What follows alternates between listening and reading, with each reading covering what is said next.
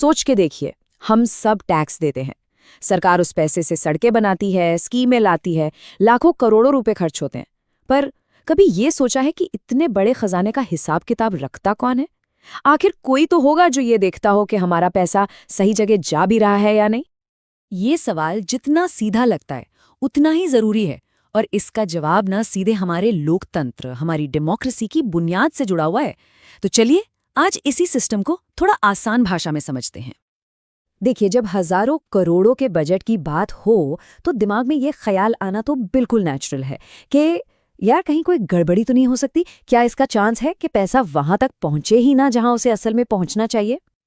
और बस यहीं पिक्चर में एंट्री होती है सीएजी की। नाम थोड़ा सा लंबा है, controller and auditor general of India. चलिए इसको आसान करते हैं।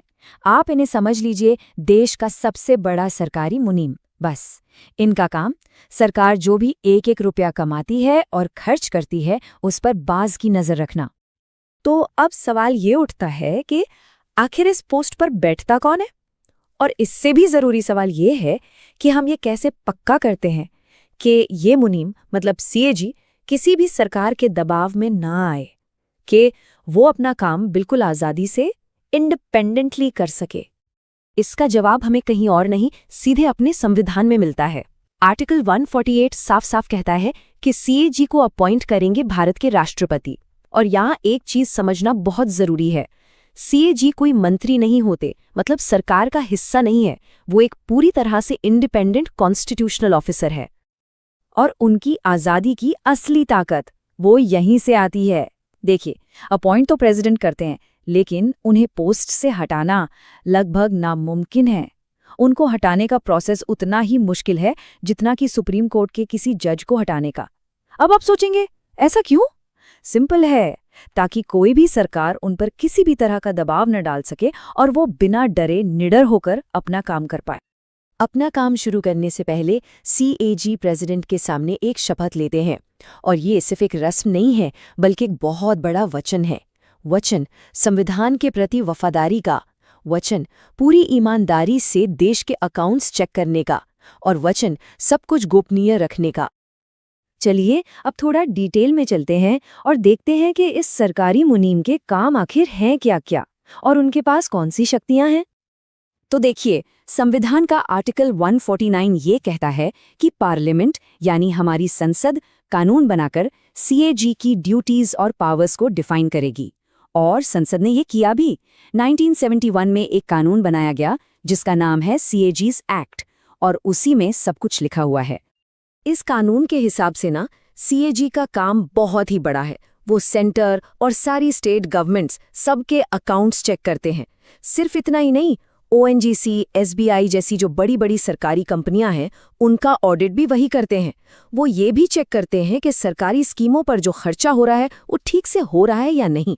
पर सबसे जरूरी काम वो ये है कि पैसा सिर्फ उसी काम के लिए खर्च हो जिसके लिए संसद ने मंजूरी दी थी। बस जब सारी जांच हो जाती है तो वो अपनी रिपोर्ट प्रेसिडेंट या गवर्नर को दे देते हैं। तो अगर इस पूरी बात को एक लाइन में बोलना हो तो सीएजी का काम ये देखना है कि सरकार ने पैसा सही जगह सही तरीके से खर्च किया या नहीं, बिल्कुल वैसे जैसे संसद ने कहा था। बस यही उनके काम का निचोड़ है। ओके, तो सीएजी ने अपनी जांच कर ली, एक रिपोर्ट भी तैयार हो गई, तो क्या काम खत्म? जी नहीं, बिल्कुल नहीं। असली कहानी तो अब शुरू होती है। अब उस रिपोर्ट का आगे क्या होता है ये समझना बहुत जरूरी है। लेकिन उस रिपोर्ट के सफर को समझें उससे पहले एक और छोटी सी पर जरूरी बात जो आर्टिकल 150 से जुड़ी है।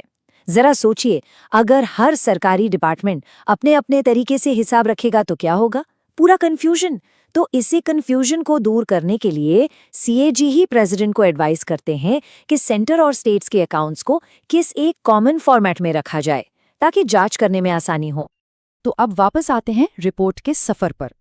स्टेप 1, सीएजी अपनी रिपोर्ट प्रेसिडेंट या गवर्नर को देते हैं।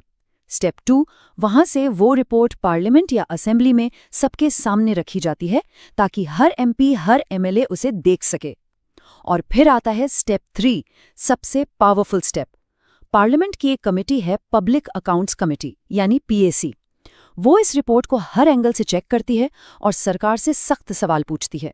असल में यहीं पर सरकार की जवाबदेही, उसकी अकाउंटेबिलिटी तय होती है। तो चलिए एक क्विक रिकैप हो जाए इन आर्टिकल्स का। आर्टिकल 148 अपॉइंटमेंट और रिमूवल, आर्टिकल 149 ड्यूटीज और पावर्स, आर्टिकल 150 अकाउंट्स का फॉर्मेट और आर्टिकल 151 रिपोर्ट को पार्लियामेंट में रखना। बस यही 4 पिलर्स हैं जो सीएजी को इतना पावरफुल बनाते हैं। तो इतनी सारी बातें हो गईं, पर आखिर में सवाल वही है, इन सब प्रोसेस का मतलब क्या है? क्यों है सीएजी हमारी डेमोक्रेसी के लिए इतना जरूरी? और इसका जवाब बहुत सीधा सा है। सीएजी जनता के पैसे का वॉचडॉग है, एक रक्षक है। ये वही इंस्टीट्यूशन है जो ये पक्का करता है कि हम और आप जो मेहनत की कमाई टैक्स में देते हैं, वो पैसा सही तरीके से और सही जगह पर इस्तेमाल हो रहा है या नहीं। और शायद इसीलिए हमारे संविधान के जानकारों ने उन्हें एक बहुत पावरफुल नाम दिया है, guardian of the public purse, मतलब जनता के खजाने का संरक्षक। और जाते जाते एक सवाल आपके लिए छोड़ जाते हैं, सोचिएगा जरूर कि जब जनता के पैसे पर इतनी कड़ी नजर रखी जाती है, तो उससे हमारा लोकतंत्र, हमारी डेमोक्रेसी अंदर से और मजबूत कैसे बनती है।